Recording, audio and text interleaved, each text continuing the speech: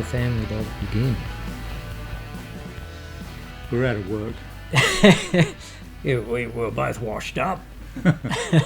All our bands had broken up, and yeah, we needed some work. Yeah, couldn't get any chicks, couldn't get any blokes. Yeah. I got to meet Jim. Yeah. Well, I kind of had this album called Less Folkloric, and I kind of needed some musicians, and I got some kind of real professional guys that were pretty slick. And they were really good, but it just didn't really feel like the chemistry that was there with the people or the band. Or my mum had a garage up in Turramurra. This is like 2005 or something. I brought Tim up, who I'd been playing with, Tim Kevin, and I met Kent a few times, and he brought Paulie up.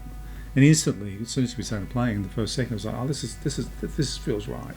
It's more freewheeling and more kind of guitar-y and more. You could extend sections. You wouldn't have to sort of discuss anything. Yeah, it's almost a jamming band. That's one of the good things about this. I mean, it started off, Jim had a selection of songs and we were playing them, but then they got interpreted, and then what was good half the time we were just sitting there jamming. And, you know, both Paul and I love doing that.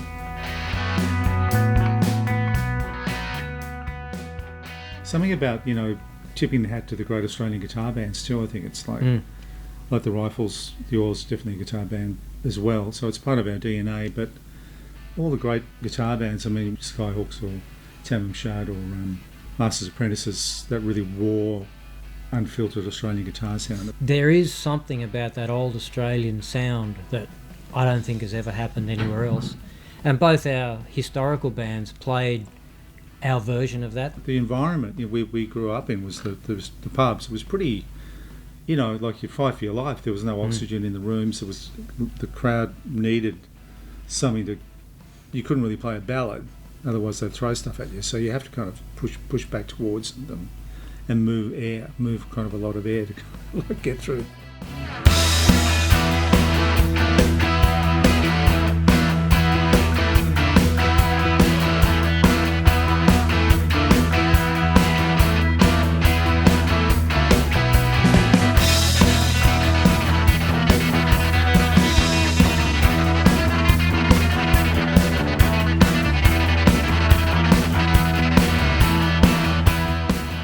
If you couldn't cut the mustard, you didn't last. People just wouldn't stay, you know. You had to learn to play. You learnt on the job. And, yeah, sure, you had some bad gigs and whatever, but Australian bands learnt to play by doing gigs, not sitting in a rehearsal round for 6 months and then going and playing. You'd get a few things up, go and play it and go, shit, we better get better, or just keep doing it. Yeah, it's like a kind of the environment fostered the actual kind of music you played. It actually totally... Music had to actually work in that environment. You couldn't idealise it or think, well, I just need a really beautiful song with a long guitar solo. It's like, no, you're kind of on your back foot, kind of fighting for your life in a way. That kind of desperation, you just had to cut through. And the more we played, the more louder and the more confident and the more sort of almost like really powerful it got because of the environment. You know, we weren't even really conscious of it, I don't think, at the time. I just think we were like a product of it.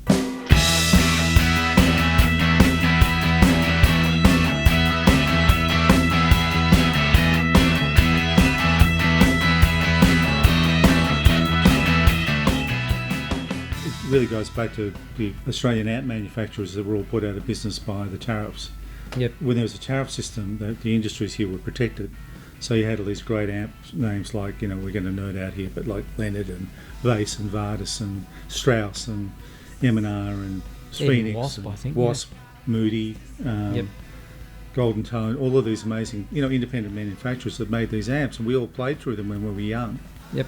And all of our heroes were playing through them. I did see the Lady Does once down at Brookvale Overlook. They had Australian amps because there was no choice. All the other ones were way too expensive. But as soon as that, probably Paul Keating's responsible, but all of that fell away, the tariff system, and then sort of suddenly no one wanted those Australian amps anymore. Everyone wanted a Marshall like Hendrix, or, you know, a Hiwatt like the Two, or a Fender like, you know, the guy from such and such.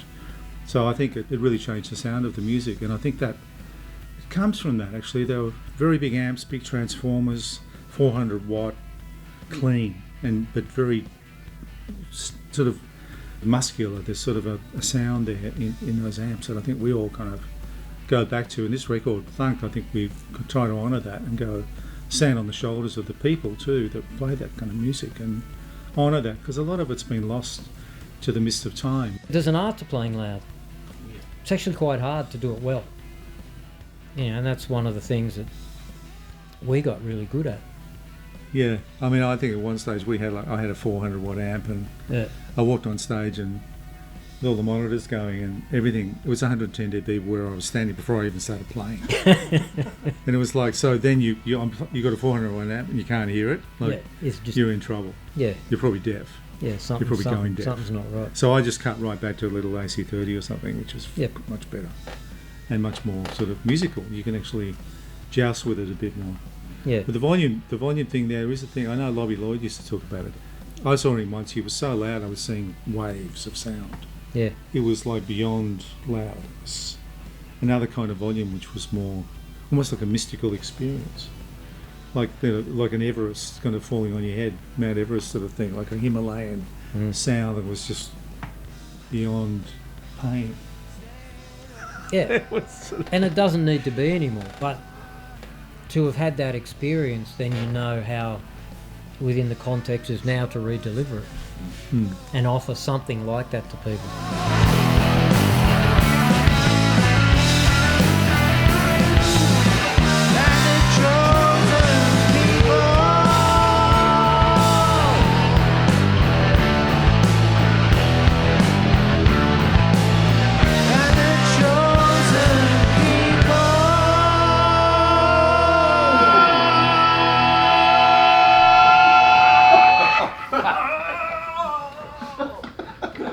That was you, that was me. It was him.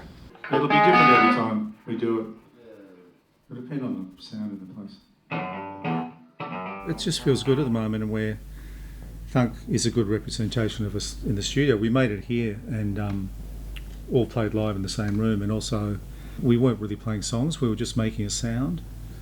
And then the trick is, with all this equipment, was to sort of then make songs out of that, the interconnectedness of that playing, and not give the game away to yourself. I'm going to do like a song, like, no, you've got this actual piece of raw clay to shape into a song, and within that you've got this sort of almost like integrity of the way it's all joined together. The bricks and the mortar of it is just live in the room, and no one knows what they're doing. We really don't know what we're doing when we play. We're very unguarded, and that quality of being unguarded, I think, is the thing that's being lost in rock music. I think it's a thing that's important to sort of reinstate. Yeah, I agree. Because it's so formulaic nowadays. Because it's like the digital technology, it's amazing that it just keeps getting better and better and worse at the same time. But what's great about it is we can play, capture that, it's recorded to analog, then put onto digital, so there's a great soundscape to start with. But we have enough experience to listen and go, that's a good riff, that works with that. No, that one didn't work. And not try and force the issue. You're going, we don't have to make a song out of everything. It's like, yeah, that sounds great for about a minute, but there's nothing else going on, so scrap it. Or alternatively, that minute's great, but then you find another minute from the next day. Yep. We only did 2 days of recording and about 4 years of editing. So and then you got to get the bit from the next day. That would work with that other part. So It's almost like a slice and dice method. You could actually bang something up against that was completely from a different time, and it works musically. It's the same room, it's the same people, the same energy. So you can find it. Everyone in this band has the skill and ability to go, let's just absolutely make this song with no changes and no nothing. But it's not necessarily what's driving us. It also reminds me a little bit of your early records and our early records. It's sort of something a little bit innocent about it. Yeah. It's a bit riffy. It's not trying to sort of manipulate the medium. It's like, well, there's a good riff, or that's really gets unhinged in that moment. Or, these moments where we first made our records, you didn't know what you're doing. You're just playing. I think the sound of that freedom is what's really important to this band, is having that sense of freedom and not being locked into a click track, which a lot of rock bands are. That's not rock music. Rock music has to breathe, it has to go up and down, and not be some regulated click thing. But I think you lose something if you start to oh, the drums are a bit out there. Well, fix that. And, well, that bit's out too. You fix that, and after half an hour, you've got the feeling of any human being's been present. It's been removed, and it's a real sin, I think, in my opinion, to go into that sort of ornamentation phase with music where you're making it pretty. Great rock music flows, and it goes up and down, and the speed comes up and down, and people cut back when someone else does something. And I think in a live situation, which all of this is, you get that automatically, that glue. And I think it's very important to sort of respect that. You know, I think if you're playing rock music, I think it's key. I think another aspect that's important to consider is that it's all about camaraderie too. You know, it's like when you get to we this... We fucking hate each other though. Yeah, but other than that, yeah. I mean, we get on really well. Well, it's probably better to sing it up the octave because it's kind of hard to... one of us can do that. I'm not sure I can get it. Yeah, but if you do the low one, I'll do the high one then. Yeah. I'm sort of going... yeah, it's like a little... You know, you're going... I can get that one. And you go. 1, 2...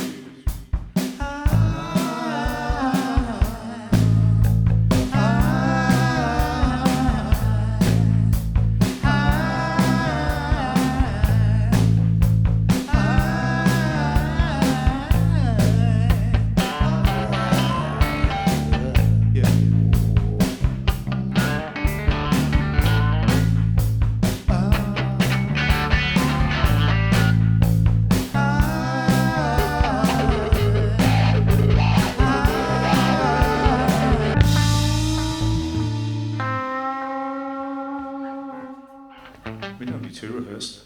Correct. No, definitely not. Let's go on then. Functionally rehearsed. Yeah. Symbolically, but not actually rehearsed. Yeah. I was talking to a guy at one of the shows, and he said it took me about 5 listens to really like your record, and I go, good. And he said, so how do you make a record that works like that? And I said, well, we don't. You know, this is the nature of what this beast became. But I used to buy a record, and I'd sit down and at least listen to one side of it. So 20 minutes of your day you're devoting to yourself and the art and your experience of that. But to sit down and take your time out of this world where we're having to constantly be on, doesn't have to be us, but to sit down and listen to a record, you know, not while you're doing anything else.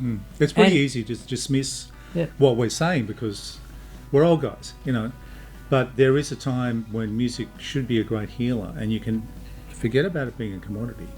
It's life itself. It is to us. It's life and death, you know. So you put on your record, you get between the speakers, and you're gone. You're transcending the moment. And that I'm really worried about this generation, that they're losing that. They're not really loving it as much as we kind of did when we were around. You know, when we were good and young. Yeah. When we were hot.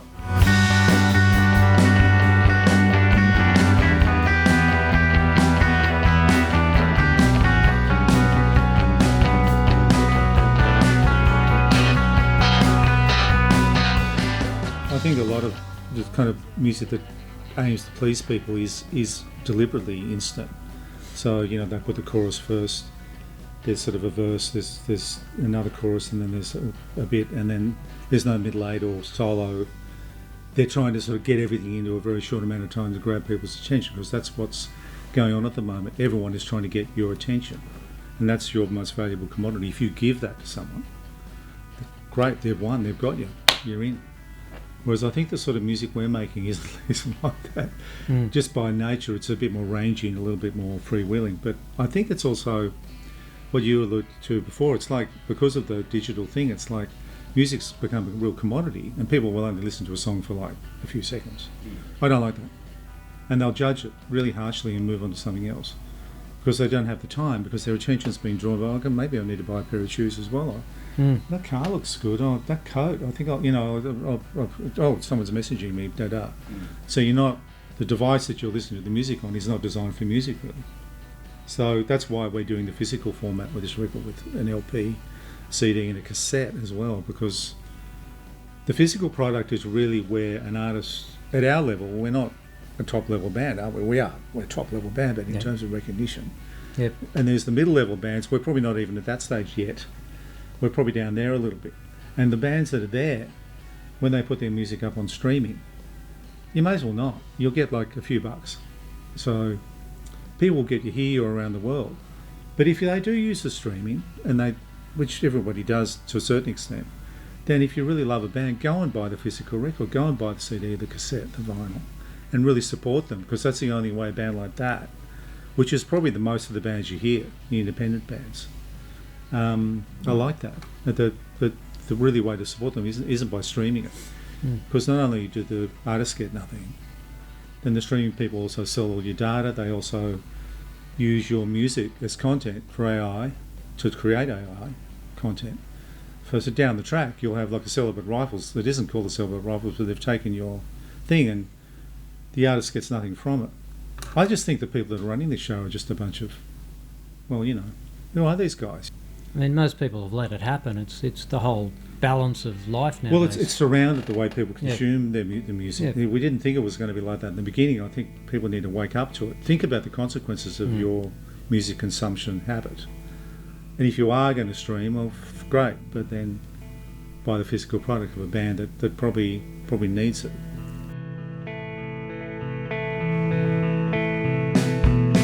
Angel in the ruins, devil in the dust.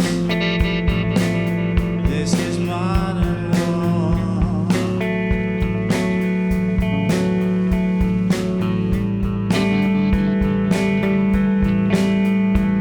You can't be a hero and die like a dog.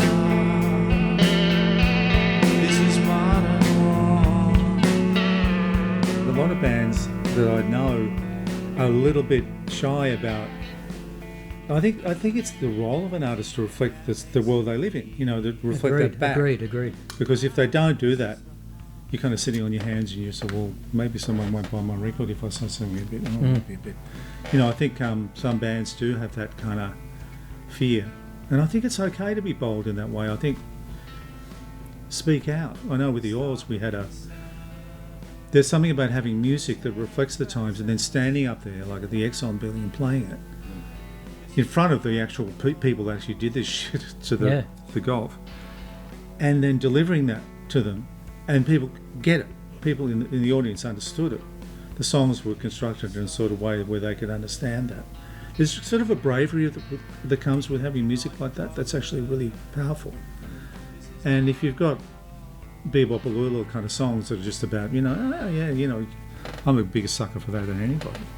A good song is a good song, but when you have music that is about the times and you can deliver it and have it put on a record like we have with this one, there's a song about the Ukraine in here, which was called This Is Modern War, which is really inspired by the feeling of being in the Ukraine when the Russians were coming. A friend of mine, George Giddos, actually, who was there the other night, went over there to the Ukraine when the Russians were coming. Everyone was leaving, going towards Poland from the Ukraine. He actually went the other way and went in there because he's that kind of guy and a filmmaker and an amazing artist. And that feeling, just talking to him about what that was like, the feeling of, well, they're coming, we're kind of surrounded.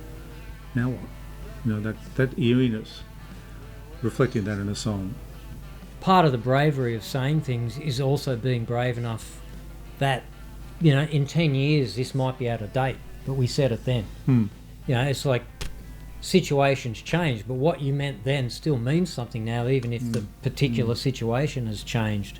But this is what we felt and this is what we're going to say right now. That's what artists are supposed to do. Yeah.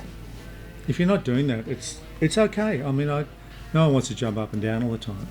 I also think that if you stand up and say something important, you're an artist. It's an idea. Someone could probably shoot you, but it's an idea. And it's a conversation with people. You're trying to communicate an idea to someone. They might not agree with you, but you've got to go with the fact, well, if that's what you want to say, you have the right to say it. Yeah. Don't agree with it, or I do agree with it. In our case, everyone agrees with everything we do because everything we say is right. Yeah. But never wrong, never have wrong. been. Yeah, never. But not vulnerable in any way.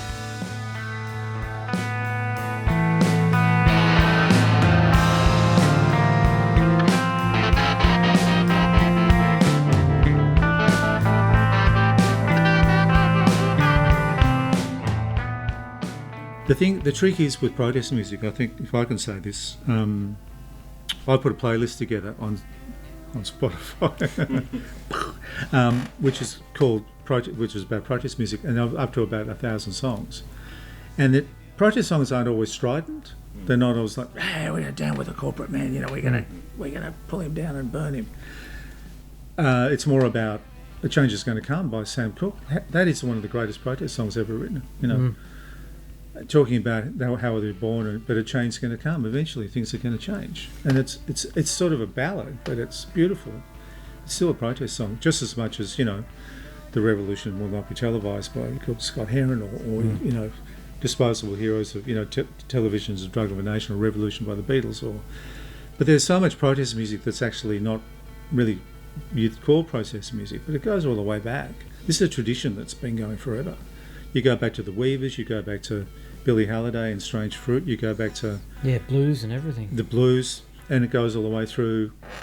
You know, there's kind of the sort of psychedelic times. So, you know, like Country Joe and the Fish. You know, what are we fighting for? I don't give a damn. Next stop is Vietnam. That's as political as it gets in that end of it. But protest music can be anything, and it shouldn't be shied away from. But I think all those people were doing was trying to reflect the times they were living in. That's all. Vietnam was at one point, you know, now it's something else. Now it's just, you know, rise of fascism. You know, and if people can write about that, but they don't want to, because I think part of that problem goes back to the social networking thing again. If you say something online that people don't like, you'll get everyone coming out and saying, you shouldn't have said that. And there's a fear of that, and then maybe you'll get cancelled, or maybe you'll get the actual free exchange of ideas gets destroyed because because you're worried about what people think of you. The sad thing is also then when you know that it's probably more effective than you think if the government start trying to stop you actually doing it. You know, there was old things, but some of the new laws that are being brought in around the world are appalling in that respect. If you let people talk, then you got nothing to fear. If you bury it, then you're gonna create radical situations. We just hope the experiment that's been going on for the last 20 years falls apart in the next few years, and the right things happen. Yeah. Well, that is about, you know, it's about doing the right thing in a way, isn't it? So in your life, it's, you know, living happily local, treating people well, remembering empathy and compassion. That's the solution now, because I don't see any other. I used to see political solutions, but now it's just like individuals become groups of empathy, and that changes everything. Because we're fucked otherwise. Gonna leave this organized despair. I've been dry and sweat.